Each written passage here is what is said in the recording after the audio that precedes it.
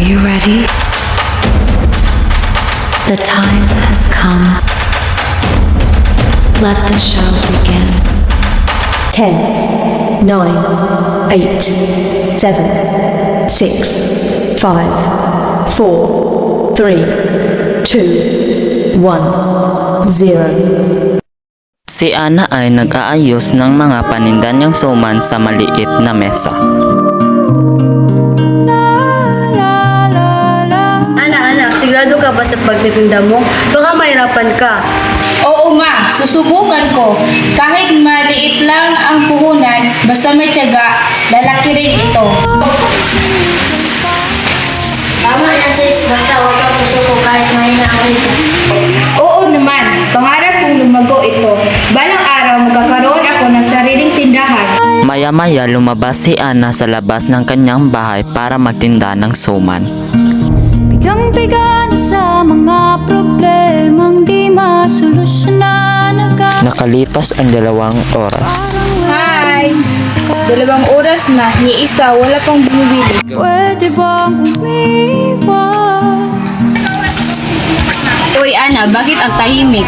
Wala kasing bumibili, Lisa. Parang gusto ko nang sumuko. Huwag kang ganyan, ang mga matagumpay na negosyante dumadaan din sa ganito kaya kaya mo yun.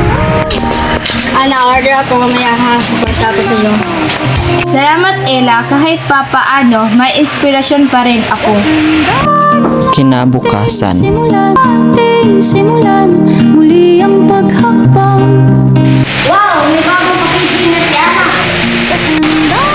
Oo kuya, sabi ni Lisa, dapat daw ayusin ko ang itsura ng paninda para mas makahatak ng customers. Tama, presentation is important. Ate Ana, ang ganda naman ng tindahan mo ngayon. Pwede ba bilhin ng 3 suman? Ako rin, nagdala mga suman, masarap kasi ang gawa mo. Salamat sa inyo, lahat ng ito ay galing sa sipag at kaunting diskarte. At sabihin sa barangay hall, may seminar si Ma'am Cruz at ang mga negosyante. na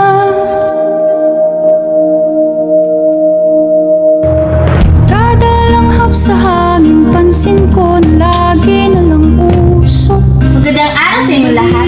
Ang negosyo ay hindi lang tungkol sa kita, kundi serbisyo at tiwala. Ma, paano kung maliit lang ang puhunan ko? Hindi mahalaga kung saan ka nagsimula. Ang mahalaga, handa kang matuto at magsikap. Kung may disiplina ka, lalaki rin yan. Tama si ma'am. Ako nga dati nagbibigtan ng ice candy pero ngayon may maliit na kalendarya na.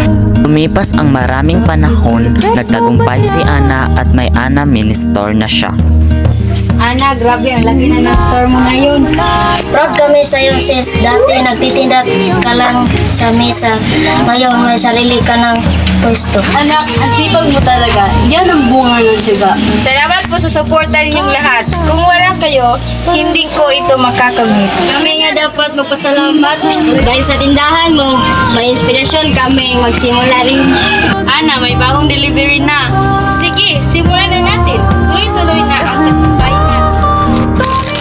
Sa salamin upang makita ang ating kagandahan. Dahan-dahan iangat ang mukha upang maslayan ang payapang kalangitan o pagod ka na. Pero di ka nag-isa, di ka nag-isa. Lahat ng ito ay nagsimula sa simpleng pangarap. Ang sekreto lang, sipag, tiyaga at tiwala sa Diyos. Ang mahalaga marunong kang mangarap. At may tapang kang kumilos. Sa sipag at tiyaga ang tatagumpay ang ating mga kamtan.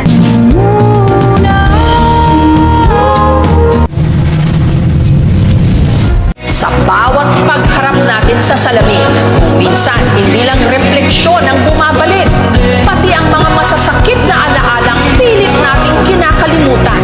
Ang